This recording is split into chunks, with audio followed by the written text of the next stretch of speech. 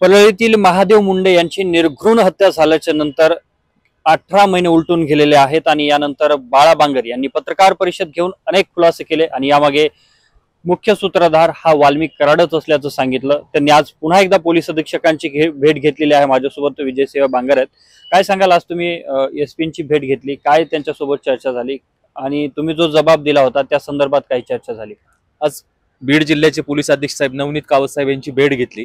यांची भेट घेतल्यानंतर त्यांना प्रथम तर ही मागणी केली, त्यांना निवेदन पण दिलं की आमच्या भगिनी ज्ञानेश्वरीताई मुंडे यांनी जे डेडलाईन दिलेली आहे की मी माझ्या पतीची 20 महिन्यापूर्वी म्हणजे महादेव मुंडेची हत्या झालेली आहे, त्या हत्येचे आरोपी अजून पण मोकाट आहेत, मुख्य सूत्रधार मोकाट आहेत, याच्यात आरोपी निष्पन्न व्हावेत, नाहीतर मी आत्मदहन करीन अशी उद्याची डेडलाईन आहे। म्हणजे परवा दिवशी ते आत्मदहन करतात।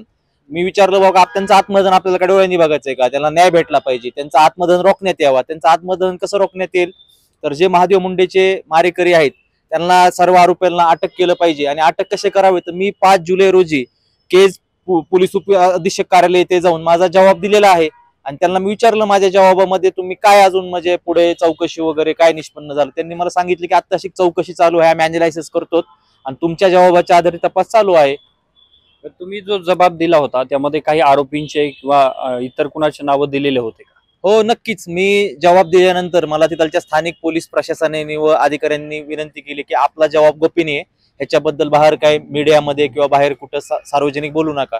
तर मी न्याय व्यवस्थेचं आणि पालन करतो, त्यांनी जे मला काय सांगितलं त्याचा नक्कीच मी आदर करतो। पण मी जो जबाब दिलेला आहे त्याच्यामध्ये व्यवस्थित प्रकारे जो काय घटना घडलेली आहे त्यात काय मुख्य आरोपी जे आहेत त्यांची नावं घेऊन मी जबाब दिलेला आहे। तुम्ही जे आरोपींची नावं घेतली त्यातल्या कुठल्याच आरोपीला अद्यापर्यंत अटक झाल्याचं काही दिसत नाही, त्याबाबत काय सांगितलं का त्यांनी? नाही, मी विचारलं असतं, पोलीस अधीक्षक साहेबांनी सांगितलं की त्याच्यामध्ये आम्ही योग्य तपास करत आहोत आणि आम्हाला पण पोलीस अधीक्षक साहेब नवनीत कावत साहेब यांच्याकडून फार आशा आहे की हे महादेव मुंडे कुटुंबाला न्याय देतील आणि त्यांच्या आरोपींना पण अटक करतील। त्यांच्याकडून आता तरी आम्ही ह्या वेट अँड वॉच करतो, अपेक्षा आहे त्यांच्याकडून की ते त्या आरोपींना अटक करतील, निष्पन्न करतील।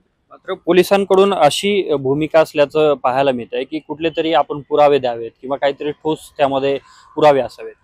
नक्कीच। आता पुरावा म्हणजे काय असतो? आपण जे आय विटनेस असतोय, कुठे केसमध्ये साक्षीदार असतोय, प्रूफ असते, पंच असतात, हे व्यक्ती मनुष्यच असते ना, अशी कोणती टेक्नॉलॉजी नसती। तिथं आम्ही स्वतः मनुष्य ह्याला बाळा बांगर साक्षीदार आहे ना, आणि मी ह्या गोष्टीचा पुरावा दिलेला आहे। जर ह्याच्यावर पुढे चालून काय निष्पन्न नाही झालं तर माझ्या जबाबा आधारे मग ज्ञानेश्वरीताई मुंडे यांचा जबाब घेण्यात यावे। त्याच्यात पण काय निष्पन्न नाही झालं तर आम्ही जन आंदोलन उभारू आणि ठोस पुरावे काय द्यावात। मनुष्य तर खोटं बोलू शकत नाही ना, आणि खोटं बोलत नसेल, मी जे काय सांगितलं आहे माझ्या जबाबामध्ये त्याच्यामध्ये क्रॉस चेक करण्यात यावे, क्रॉस चेक करून पूर्ण अॅनालायसिस करून ह्याचा तपास योग्य करणं। पण तसं मला आश्वासन व शब्द हा एसपी साहेबांनी दिलाय की आम्ही पूर्ण अॅनालायसिस क्रॉस चेकिंग करून ह्यामध्ये तुमच्या जबाबाच्या आधारे आम्ही तपास करत आहोत। आणि आशा आहे की आता जबाब घेऊन 8 दिवस झालेत, पुढच्या 10-15 दिवसात 20 दिवसामध्ये ते आरोपी निष्पन्न करतील।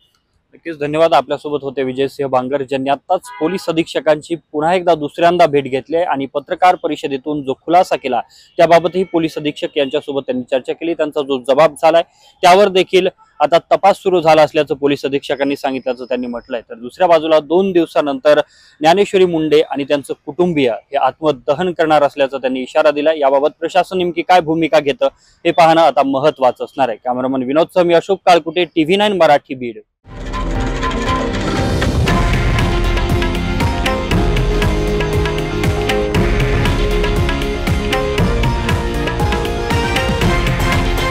हे आहे देशातील नंबर 1 न्यूज नेटवर्क आणि आपण पाहत आहात TV9 मराठी, एकमेव।